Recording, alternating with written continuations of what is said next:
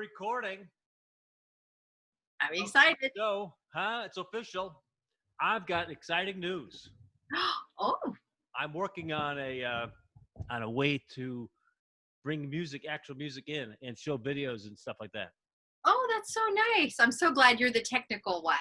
Yeah, I don't want to be. I honest to God don't want to be. But between the both of us and my kids, what's going on? Can I get this thing set up before the show? That mic, it's very phallic the way you're moving it around all the time. Hello. Okay. Hello, old friend. Hello. So, my name's Tom Wise. Oh, hello. I'm Melinda McKinsey. And I hate watching podcasts and they start off like it's, they don't have a focus. No, we're here with a focus. We've got a sheet. We've got places to go. And I also like the fact that we try to do it in 30 minutes. Yes. I was watching. We try. Yeah, I was watching a Netflix the other day, and I forget exactly what it was. And I'm saying they've got an hour in the budget. And you can see that they're taking a 30-minute show and they're stretching it over an hour. Can we just pick up the pace a little bit? Maybe I'm projecting, but I think that the budgets are getting fat, and yes, I like like a sitcom, 30-minute sitcom, which is actually 23 minutes or whatever it's really going to be. So the writing is tight. You're moving along. Boom, boom, boom. Let's go. So we give ourselves a 30-minute. Time limit for no reason at all. It's the internet. You can do as long as you like.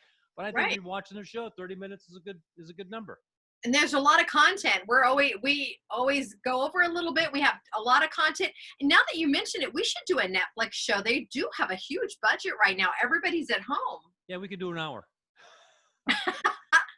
We could do a series of behind the scenes, because people love to be voyeurs. We could do a whole thing on behind the scenes of whatever. Wow. I don't disagree. Right. So you want to do your list or yes, what? And I'll do my list. Is the first thing is why all the pillows? Why all the pillows? Why all the pillows? Okay, I've got things to talk about that. Yeah, go on. Yeah, I know. Pets versus partners. Right. I wanted to discuss that Wednesday. Job interviews. Yep. Yes, and cope with this. It's called Cope with This. COPE? COPE, along with Sexy Talk and Tip of the Day. I love it. And here's my list. We didn't get to be unoffendable. We didn't get the 6 decisions. We didn't get to You Make Me Hard. Photo effect. I have added Horse Dreams, Flee for Your Life, and Boomerang X. Oh, I love the Boomerang X. Oh, holy crap. Okay. Ladies first. Oh, man. One of yours and one of mine. Okay. Can we, you know what? I really want to start out with Cope with This. Cope with This. And I recognize right now we're at unusual times, so our coping mechanisms are different. But let's just talk in general overall.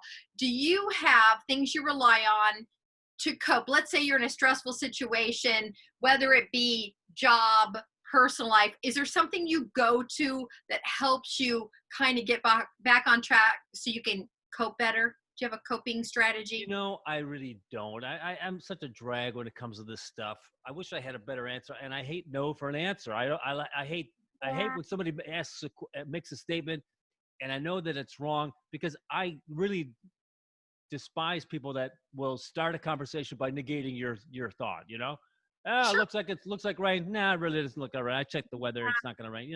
In the first instinct is to negate. Maybe you know these people, maybe you don't. But I don't think you're negating, because this is just further proof that you and I don't prep for these shows. We don't know what anybody's saying. Although I have had the discovery that one of my things to do when I'm a little bit depressed or focused is I find that really music will bring me back. I like to have 10 songs that I can go to.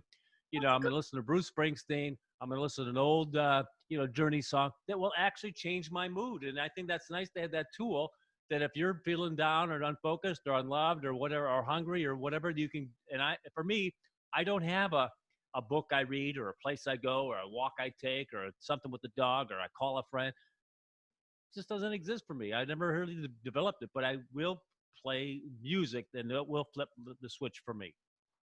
But I think that's a beautiful thing. Music does. Woo! You saved it. You saved it. Music is very important. It can change your mental state. Most definitely. It can change the mood. It can cause, if you're in a stressful situation, if you hear a lovely song that takes you someplace else. I think that's a great answer. Music can be a great coping mechanism to use.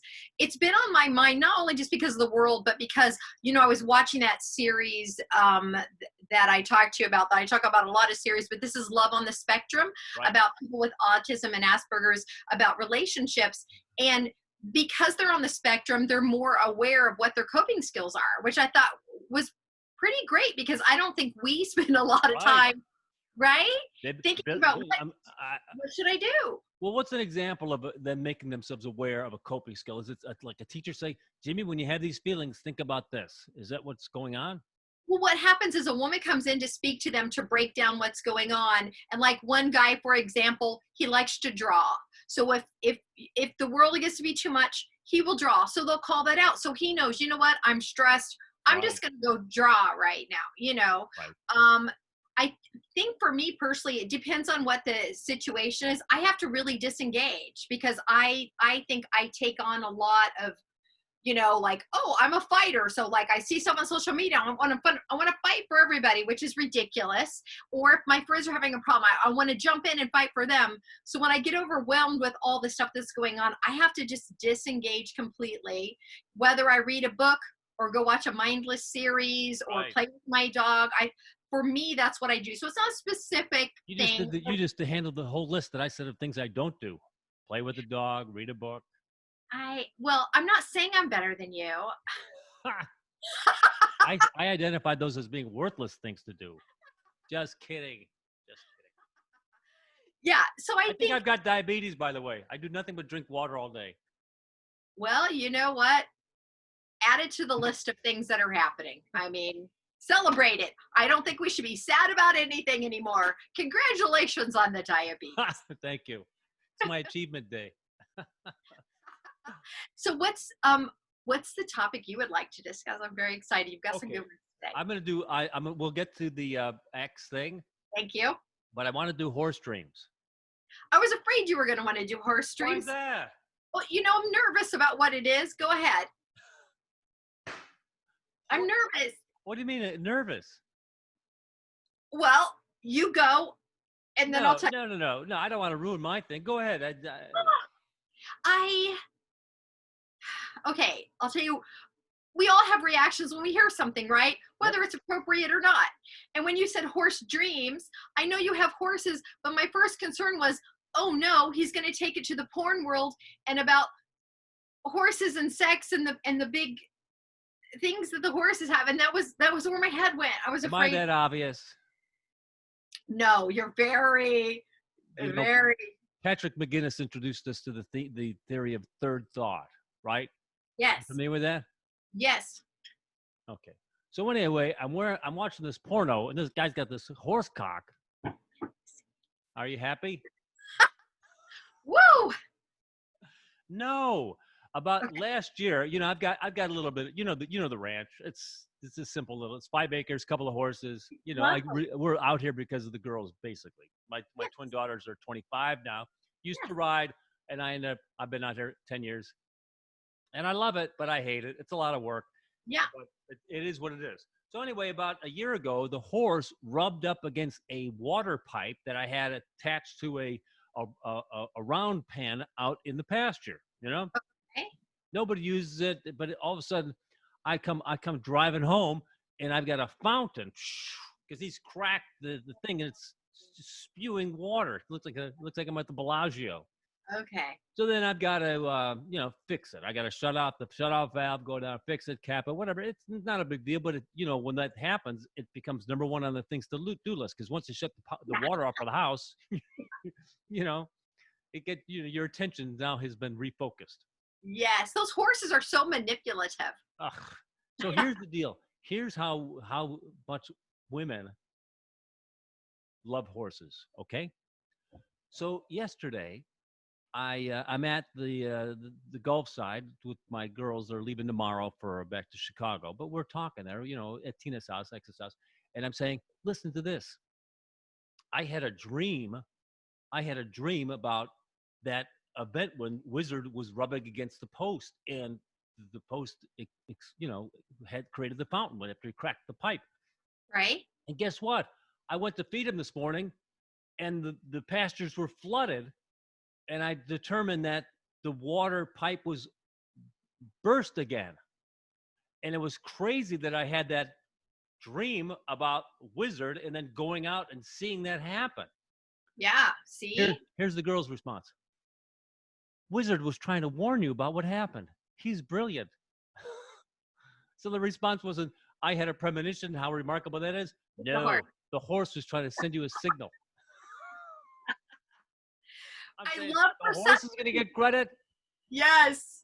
The perception. I really love that you had a premonition in your dream. I think that's amazing. It's crazy. I'd never had anything like that in my life. And I rarely remember dreams to begin with, but I had that little thought rolling around in my head when I was getting out of bed.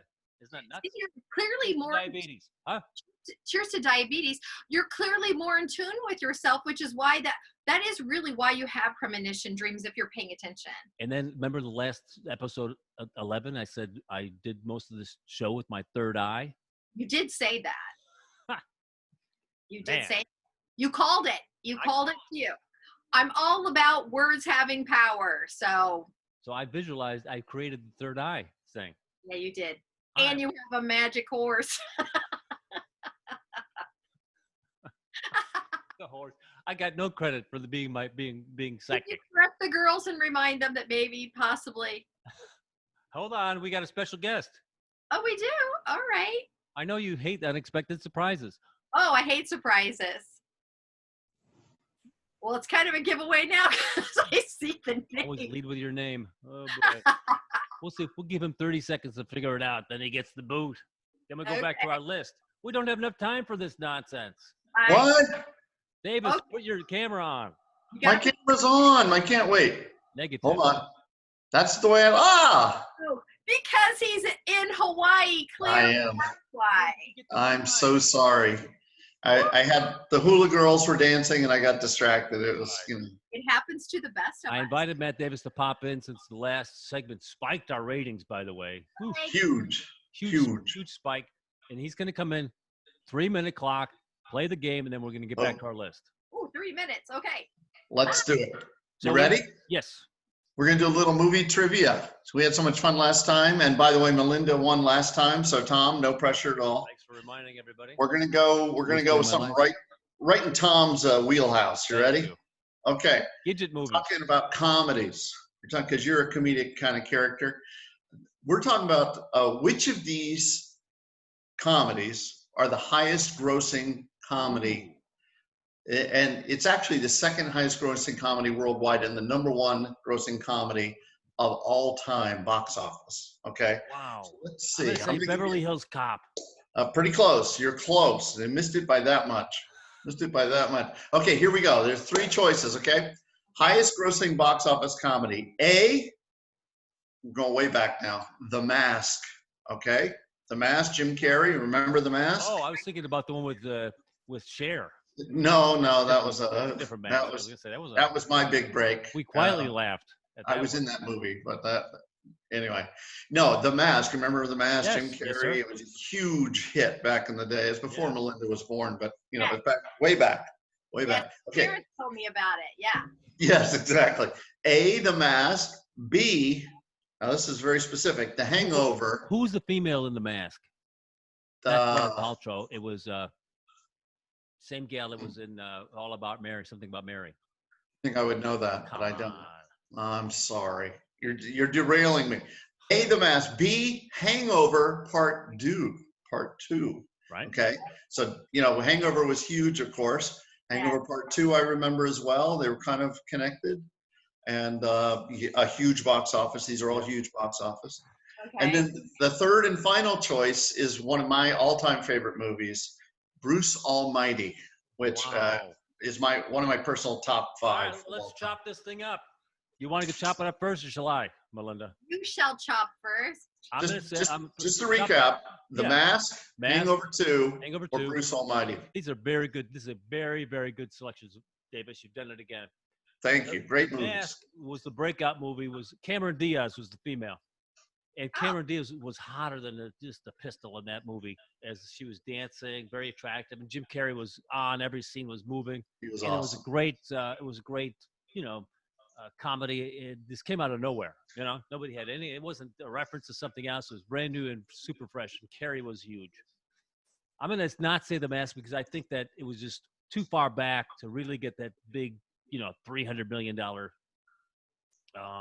box office. Then you got 1 and 2. I know 1 was huge for The Hangover, and I'm guessing 2 is usually the money play. And if it was any good at all, people are going to go. I do think that 2 was bigger than 1 in The Hangover, so that's getting up there. However, Bruce Almighty, think about this.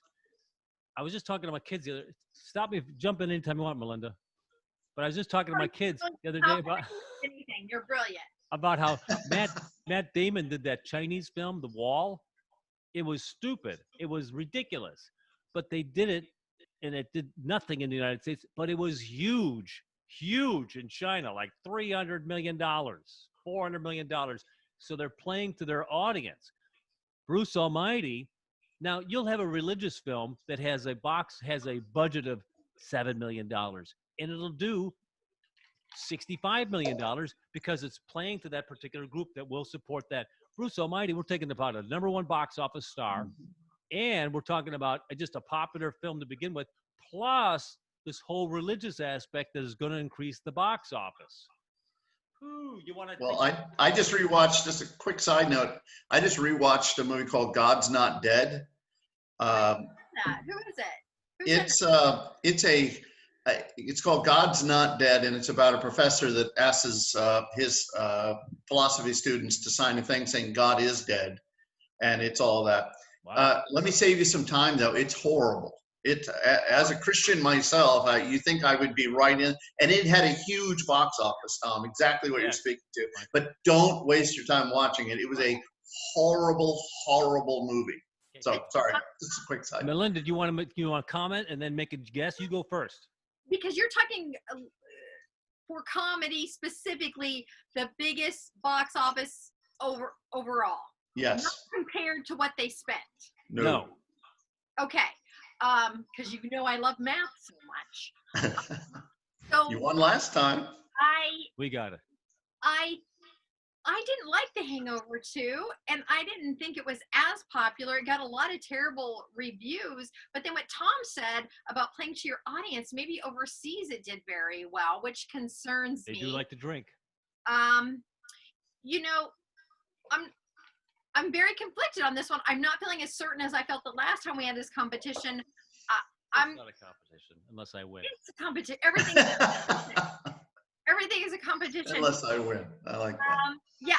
You know what? I'm going to go with my emotions and not my logic, and which never happens. And so woman doing the emotional decision? That's insane. I did use logic the last time, which made me one, but I thought you were Spock. I thought you turned into Spock. Are you a Vulcan?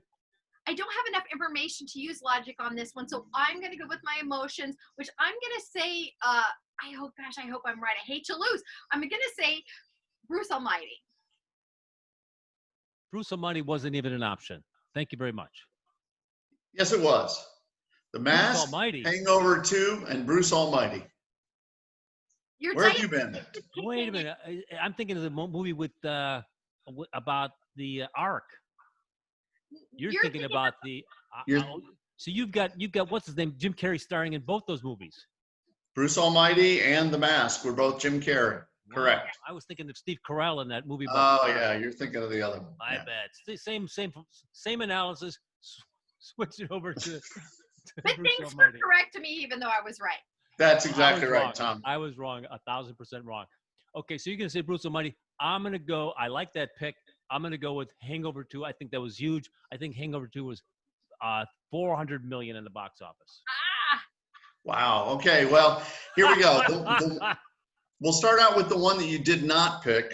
In third place was The Mask. And by the way, The Mask did even way back when, did $351 million at the box office. Wow. You remember it used animation in a way that no one else had Yeah. ever used it before, et cetera. And it was just a huge, I remember seeing that in the theaters. Great movie, great movie. Second place at $484 million is Bruce Almighty. Bruce Almighty. Thank That's you. right. Bruce Almighty at $484 million.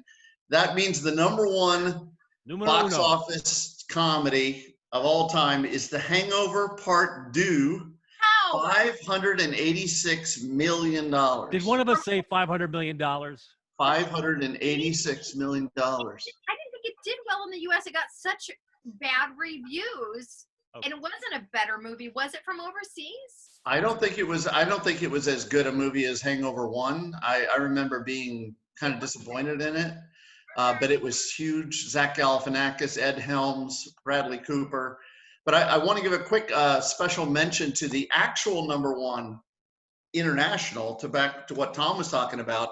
The number one all-time comedy came out in 2019, and its name is Ni Jia Ji Motang Jiang Shi. Yeah, exactly. Yes, Chinese animation, and it did $626 million in box That's why office. Matt Damon does The Wall. Let me just say, That's my girls and I were right. talking yesterday, if you don't mind me jumping in yet again. And the number 2 downloaded song of all time, downloaded paid for song of all time, is a Chinese actor / musician, kind of a Justin Bieber type guy. Number 2 of all time. And Amazing. you'd recognize all those other songs except for him. He's number 2 in that Never even heard his of it. audience. There you go. Just reminding us that we are 300 million people and they're 1.3 billion people. Not into Chinese animation, guys. That's the thing. You've been saying that from the beginning, from the get-go. Absolutely, out of the box. That's right. So, All right. Well, Davis, thanks for joining us with another brilliant addition to the show. thanks, guys. Appreciate it. You can let See yourself you. out. Keep up the great work. God bless you. Good segment. Bye. Bye. There we go. Damn That's it. fun. I should have gone with logic. There you go. I think you're next. You're next. We did my horse dreams. Then Davis interrupted something. Oh, Davis. Okay. I really want to talk about pets versus partners. Your volume seems a little low. Is that me? Is it you? Is it me? It's got to be you. I just checked. My volume's at the same level. All right. That sounds a little bit better. Pets versus partners. Yes, please. Do you have a pet? If you were meeting someone and you were considering a relationship, would there be any type of a pet they would have where you would say, this is my line. It's the pet or it's me? Well, we all know what this is, right? Well, I think we do. Well, the deal breaker is, does the dog sleep in the bed? I knew you were going to say that. Well, I do a very obvious joke about that in the act. It's like, dog in the bed, fan on. Some people have to. I dated a woman. She had to have the TV on and the fan on, and not a timer on the TV. It's got to be on the entire night. I go, how can you sleep like that? No. And then, the dog in the bed is. I get it. I know I'm talking to you. Once you put the dog in the bed, you've given up on. You've given up. I'm going with the dog. Yes, and here's the reason. Now, your dog is little. I can handle a dog like that. Well, I would say if I was new in a relationship, that's not going to be something I'm fighting over. I'm not going to say the dog must sleep with us. I would try to work it in later, and I would be upfront at the beginning saying, look, here's the deal. The dog isn't going to be with us initially, but she's older. Maybe eventually I would like to bring her in after, you've gotten all the you deserve. That's nice. It's not a hard line on the pet for me. It's but here is my hard line. Okay, let me ask you a question. What's the dog gonna feel like when you kick him off the bed? I don't think she would do well because I've had her with me for so long. I don't think she would do well. I would have to really work it out, to be honest with you. But I would try to work something out. My hard line is I'm not getting rid of the dog for no.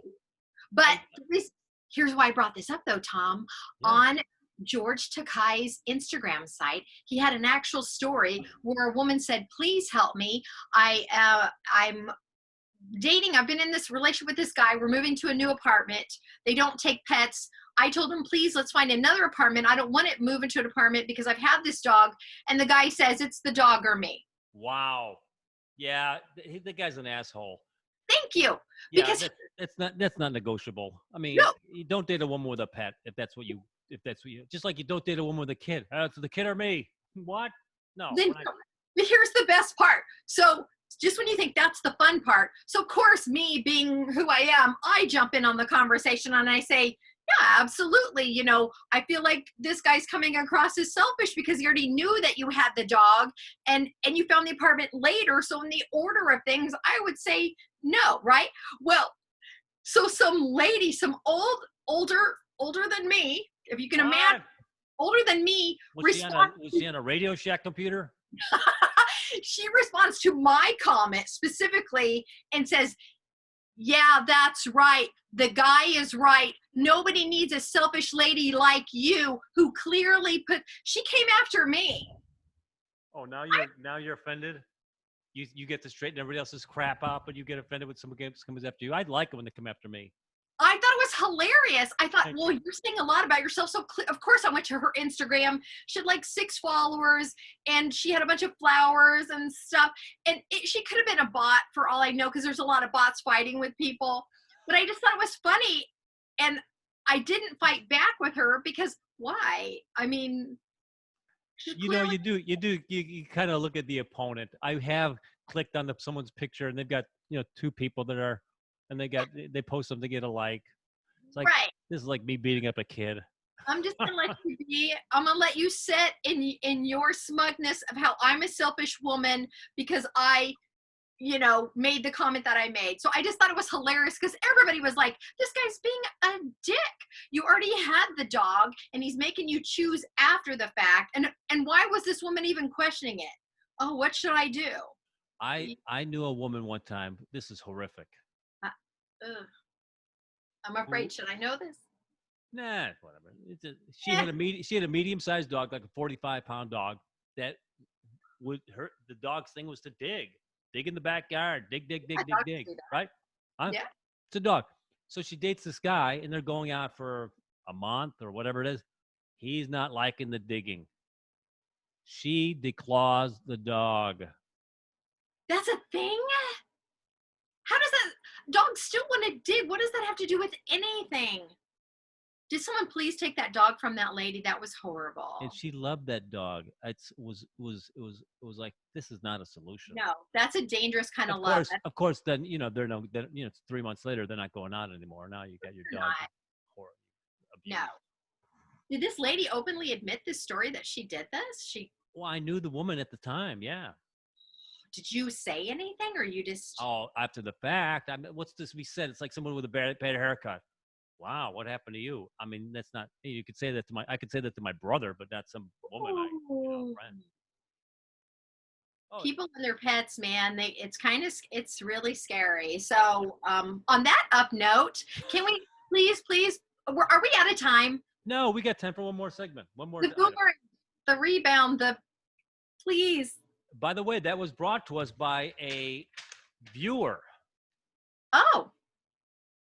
Melissa, I don't even want to say her last name unless I want to out her, but she sent me a little private message and said, "Hey, love the show." Nice.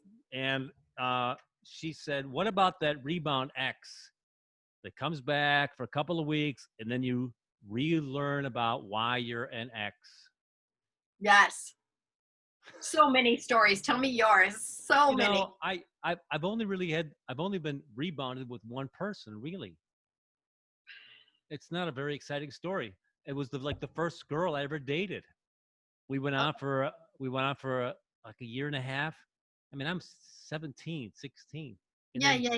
Then I was like, I don't even know and it was like, she's cramping me. I can't, girlfriend. I think we kissed. I mean, that was it. Oh, okay. No sex, nothing. Not my first love. I was literally my first kiss. And I don't know how long into the relationship. I doubt it was a year. It was probably 6 months. I'm like, I can't breathe. I can't move. I gotta be myself.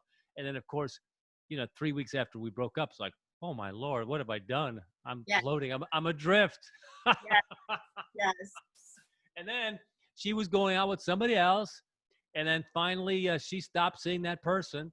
And then I circled back, but it was never the same. Never the same. It's never the same. And that's quite common in relationships where the man is thinking, oh no, this is too much for me, and then they have regrets later. It's pretty common. It's very common. I saw a meme yesterday where the guy's like, hey, I'm out. And then the second one is like, he's looking around. And the third, he's curled up. Where the woman is, she's crying, and then she's getting a coffee. And then she's like, ooh, this is nice. So she's just the opposite. Women are just the opposite because, yeah. So, yeah, I mean, What's your story?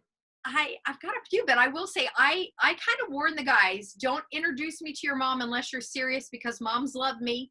And if we break up, you're going to be punished for this. And of course the guys are like, oh, it's my mom, blah, blah. I know stuff. My mother loved all my girlfriends much more than me.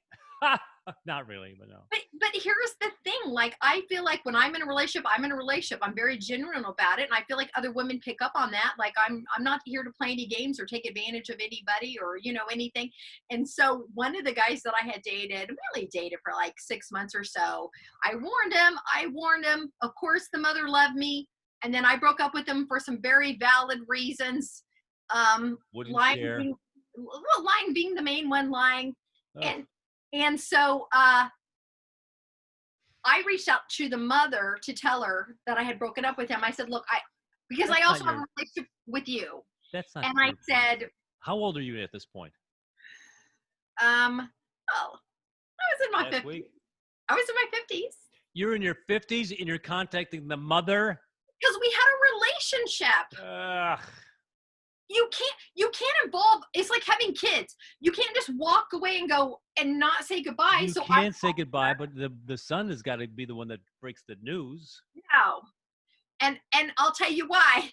I called her to tell her why, because we were very close. And I said, I want to tell you why if you want to know. If he was cheating on you, you can't tell that to his mother. Wow. I did. Ugh. No, I know you're a guy and you don't support this, but here's what she said to me, because this was a beautiful. So you're going to blow up the relationship between the mother and the son. First of all, they weren't as you're dipping out. They weren't that good to begin with. And why should I walk away from a very lovely relationship I had because of someone else's stupidity? Like, I told her, I said, I will tell you if you want to know, if you don't want to know, but I just want to say I'm really sorry, but I'm going to disconnect from you on social media because it's going to be very awkward. So she said, yes, of course. So after I told her what happened, then here's the beautiful thing. She said to me, I need to ask you a question. Would you reconsider? Is there anything he could do where you would reconsider and get back with him? So I pondered it and I said, no. Wax the car. I said, no. And here's what she said. Good girl. Good girl. She said, you shouldn't go back to him. What happened was terrible, and I'm sorry, and I support you, and I'll miss you, but I understand. I didn't want her to be upset that I was taking her off of all my social stuff, because it wasn't her. It was him. And that's exactly why I did that. I stand by it. I think you can still be friends with mother. I don't think so, because my relationship with her was because of the relationship with him. And I don't want to be attached to that family anymore because it's too much of an entanglement. Oh, I get it. It's not like we were together years. We were together 6 months. Okay, I know, but my ex is welcome to family things and stuff like that. You were married and had kids. Okay, I'm just saying clearly there's a number of entanglements and relationships. I mean, I don't think it's completely out of the question to continue a relationship with that woman. I mean, how did her relationship with her son go after that? Do you know? No, I don't. I never spoke to her again. I have no idea. I'll just blow this up and move on. Here's your little parting gift. I'm going to ruin your relationship with your son.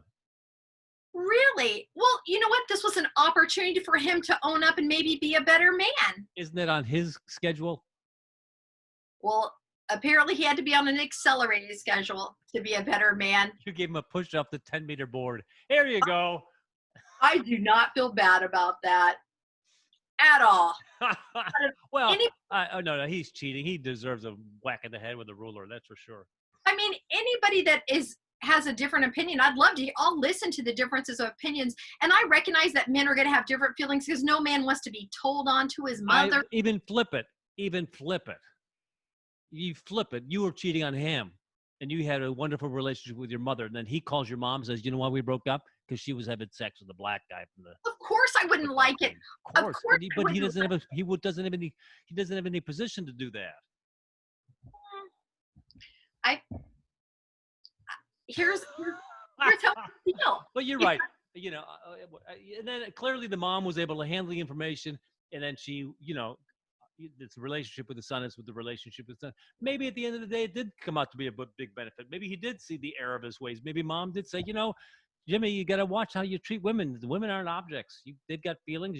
There's a responsibility. Maybe it turned him. Maybe it flipped him. That would be a very positive thing. It's their choice to do with that information what they want to do. And it's not like I called her and said, your son's a dick. I said, I've stopped the relationship. If you want to know, I'll tell you. If you don't, I won't. I get it. But I'm just explaining to you so you understand why I'm taking you off of my social accounts. That's very nice. But of course, I was thrilled she wanted to know. I was thrilled. I was like, well, let me tell you. And I said, listen, you don't ever have to discuss this with him, or you're welcome to discuss this, because I said, I have no secrets. If you want to tell him I called, I'm cool with that, because I'm calling you for a reason. It wasn't like, don't tell him. I'm all about, let's get this out. So I could see where that would upset you, and you would think that's a bad idea. I'm not upset. Well, how about this? Hey, how about this? May I flip the script just a little bit? Yeah. What if the situation is, it's you're married and your husband's cheating, and the conversation isn't to his mother, but it's to your kids that are 7 and 9. Well, I had a similar situation when I was married. If they're that young, I have to say no. There are certain things you don't tell kids at that young age because he's still their father, and you can't sour that for them. I think that's completely wrong. I do have lines and boundaries, and even my kids were older when I got divorced, and my ex-husband was a serial cheater, and I didn't tell them for a long time, and then during therapy and stuff, then eventually things came and we had an honest conversation. But I think it was clear to them, but I didn't start out like, your father is an animal. I was like, he's still your dad, I'm still your mom. I'm not thrilled about this. This is not the dream situation, but he'll always be your father. So your relationship with your father has nothing to do with what happened with him and I. All right. Very good. I like that a lot. Oh, by the way, can I show you something? Yes. I think I've learned how to do something. See if this works. Show me your skills. Let's it's go. brighter. You see this? What'd you do? Watch this. I think I can share the screen. Hold on. Do you see anything? Oh, yes, the carry cart. How nice. Let's see if this works just for a minute. So now,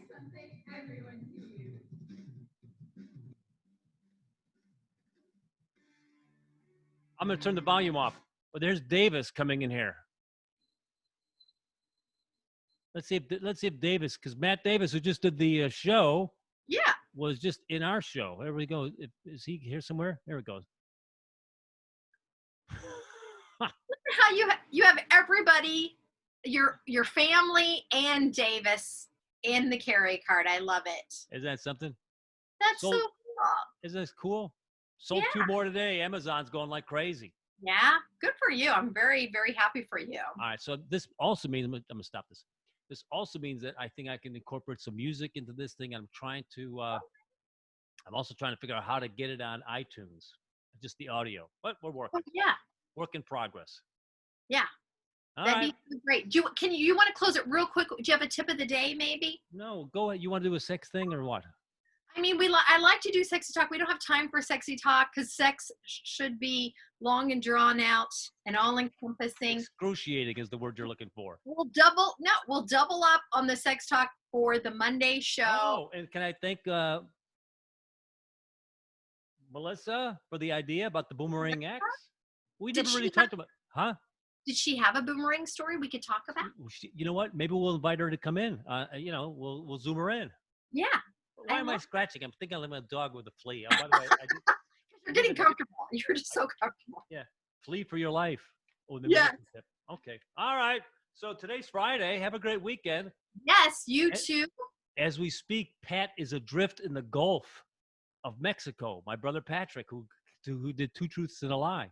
I talked to him. I said, Pat, you want to do a segment on the show? He goes, I'm in the Gulf. The boat won't turn on. I go, oh, no. I hope it comes out. I texted him and no response yet.